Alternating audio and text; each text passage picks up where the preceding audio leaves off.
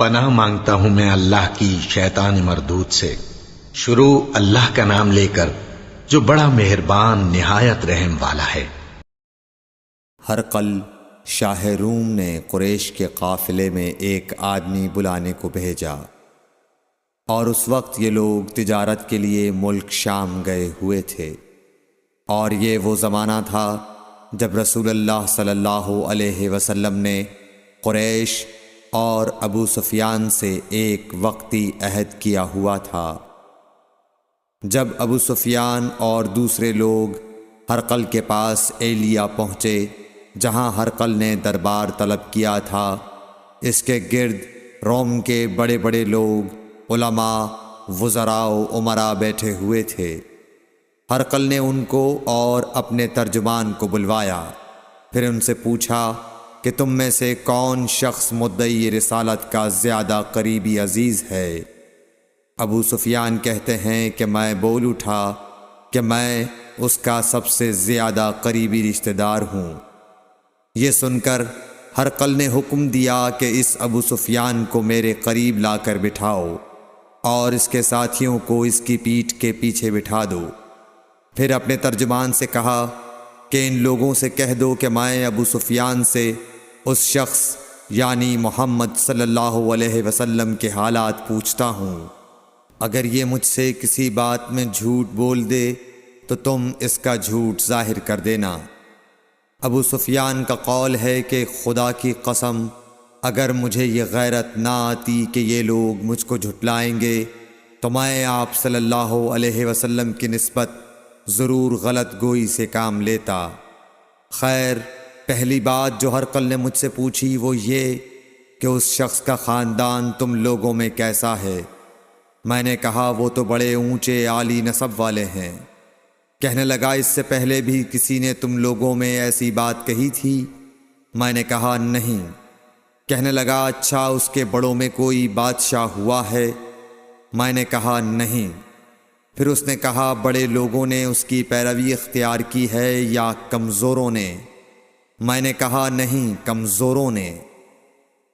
پھر کہنے لگا اس کے تابعدار روز بڑھتے جاتے ہیں یا کوئی ساتھی پھر بھی جاتا ہے؟ میں نے کہا نہیں۔ کہنے لگا کیا اپنے اس دعوی نبوت سے پہلے کبھی کسی بھی موقع پر اس نے جھوٹ بولا ہے؟ میں نے کہا نہیں، اور اب ہماری اس سے صلح کی ایک مقررہ مدت ٹھہری ہوئی ہے، معلوم نہیں وہ اس میں کیا کرنے والا ہے۔ ابو سفیان کہتے ہیں میں اس بات کے سوا اور کوئی جھوٹ اس گفتگو میں شامل نہ کر سکا۔ ہرقل نے کہا کیا تمہاری اس سے کبھی لڑائی بھی ہوئی ہے؟ ہم نے کہا کہ ہاں۔ بولا پھر تمہاری اور اس کی جنگ کا کیا حال ہوتا ہے؟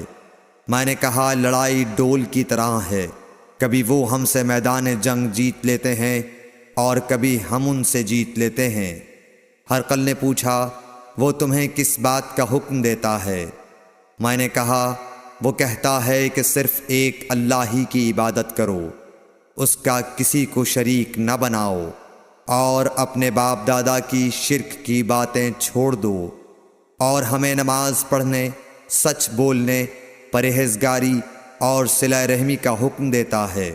یہ سب سن کر پھر ہرقل نے اپنے ترجمان سے کہا کہ ابو سفیان سے کہہ دے کہ میں نے تم سے اس کا نسب پوچھا تو تم نے کہا کہ وہ ہم سے عالی نسب ہے، اور پیغمبر اپنی قوم میں عالی نسب ہی بھیجے جایا کرتے ہیں۔ میں نے تم سے پوچھا کہ دعوی نبوت کی یہ بات تمہارے اندر اس سے پہلے کسی اور نے بھی کہی تھی؟ تو تم نے جواب دیا کہ نہیں۔ تب میں نے اپنے دل میں کہا کہ اگر یہ بات اس سے پہلے کسی اور نے کہی ہوتی تو میں سمجھتا کہ اس شخص نے بھی اسی بات کی تقلید کی ہے جو پہلے کہی جا چکی ہے۔ میں نے تم سے پوچھا کہ اس کے بڑوں میں کوئی بادشاہ بھی گزرا ہے؟ تو تم نے کہا کہ نہیں۔ تو میں نے دل میں کہا کہ ان کے بزرگوں میں سے کوئی بادشاہ ہوا ہوگا تو کہہ دوں گا کہ وہ شخص اس بہانے اپنے آباء و اجداد کی بادشاہت اور ان کا ملک دوبارہ حاصل کرنا چاہتا ہے۔ اور میں نے تم سے پوچھا کہ اس بات کے کہنے یعنی پیغمبری کا دعویٰ کرنے سے پہلے تم نے کبھی اس کو دروغ گوئی کا الزام لگایا ہے؟ تم نے کہا کہ نہیں، تو میں نے سمجھ لیا کہ جو شخص آدمیوں کے ساتھ دروغ گوئی سے بچے وہ اللہ کے بارے میں کیسے جھوٹی بات کہہ سکتا ہے۔ اور میں نے تم سے پوچھا کہ بڑے لوگ اس کے پیرو ہوتے ہیں یا کمزور آدمی؟ تم نے کہا کمزوروں نے اس کی اتباع کی ہے، تو دراصل یہی لوگ پیغمبروں کے متبعین ہوتے ہیں۔ اور میں نے تم سے پوچھا کہ اس کے ساتھی بڑھ رہے ہیں یا کم ہو رہے ہیں؟ تم نے کہا کہ وہ بڑھ رہے ہیں، اور ایمان کی کیفیت یہی ہوتی ہے حتیٰ کہ وہ کامل ہو جاتا ہے۔ اور میں نے تم سے پوچھا کہ آیا کوئی شخص اس کے دین سے ناخوش ہو کر مرتد بھی ہو جاتا ہے؟ تم نے کہا نہیں، تو ایمان کی خاصیت بھی یہی ہے، جن کے دلوں میں اس کی مسرت رچ بس جائے وہ اس سے لوٹا نہیں کرتے۔ اور میں نے تم سے پوچھا کہ آیا وہ کبھی عہد شکنی کرتے ہیں؟ تم نے کہا نہیں، پیغمبروں کا یہی حال ہوتا ہے، وہ عہد کی خلاف ورزی نہیں کرتے۔ اور میں نے تم سے کہا کہ وہ تم سے کس چیز کے لیے کہتے ہیں؟ تم نے کہا کہ وہ ہمیں حکم دیتے ہیں کہ اللہ کی عبادت کرو، اس کے ساتھ کسی کو شریک نہ ٹھہراؤ، اور تمہیں بتوں کی پرستش سے روکتے ہیں، سچ بولنے اور پرہیزگاری کا حکم دیتے ہیں۔ لہٰذا اگر یہ باتیں جو تم کہہ رہے ہو سچ ہیں تو ان قریب وہ اس جگہ کا مالک ہو جائے گا کہ جہاں میرے یہ دونوں پاؤں ہیں۔ مجھے معلوم تھا کہ وہ پیغمبر آنے والا ہے، مگر مجھے یہ معلوم نہیں تھا کہ وہ تمہارے اندر ہوگا۔ اگر میں جانتا کہ اس تک پہنچ سکوں گا تو اس سے ملنے کے لیے ہر تکلیف گوارا کرتا۔ اگر میں اس کے پاس ہوتا تو اس کے پاؤں دھوتا۔ ہرقل نے رسول اللہ صلی اللہ علیہ وسلم کا وہ خط منگایا جو آپ نے وہیہ کلبی رضی اللہ تعالیٰ عنہ کے ذریعے حاکم بصرہ کے پاس بھیجا تھا، اور اس نے وہ ہرقل کے پاس بھیج دیا تھا۔ پھر اس کو پڑھا تو اس میں لکھا تھا، اللہ کے نام کے ساتھ جو نہایت مہربان اور رحم والا ہے۔ اللہ کے بندے اور اس کے پیغمبر محمد صلی اللہ علیہ وسلم کی طرف سے یہ خط ہے شاہ روم کے لیے۔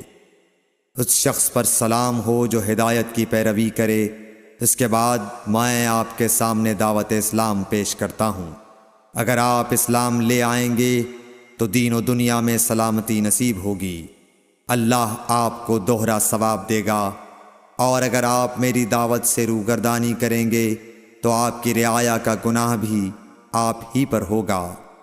اور اے اہل کتاب، ایک ایسی بات پر آ جاؤ جو ہمارے اور تمہارے درمیان یکساں ہے، وہ یہ کہ ہم اللہ کے سوا کسی کی عبادت نہ کریں اور کسی کو اس کا شریک نہ ٹھہرائیں، اور نہ ہم میں سے کوئی کسی کو خدا کے سوا اپنا رب بنائے۔ پھر اگر وہ اہل کتاب اس کتاب سے منہ پھیر لیں تو مسلمانوں، تم ان سے کہہ دو کہ تم مانو یا نہ مانو، ہم ایک خدا کے اطاعت گزار ہیں۔ ابو سفیان کہتے ہیں، جب ہرقل نے جو کچھ کہنا تھا کہہ دیا اور خط پڑھ کر فارغ ہوا تو اس کے ارد گرد بہت شور و غوغا ہوا، بہت سی آوازیں اٹھیں اور ہمیں باہر نکال دیا گیا۔ تب میں نے اپنے ساتھیوں سے کہا کہ ابو کبشہ کے بیٹے حضرت صلی اللہ علیہ وسلم کا معاملہ تو بہت بڑھ گیا۔ دیکھو تو اس سے بنی اصفر روم کا بادشاہ بھی ڈرتا ہے۔ مجھے اس وقت سے اس بات کا یقین ہو گیا کہ حضور صلی اللہ علیہ وسلم ان قریب غالب ہو کر رہیں گے، حتیٰ کہ اللہ نے مجھے مسلمان کر دیا۔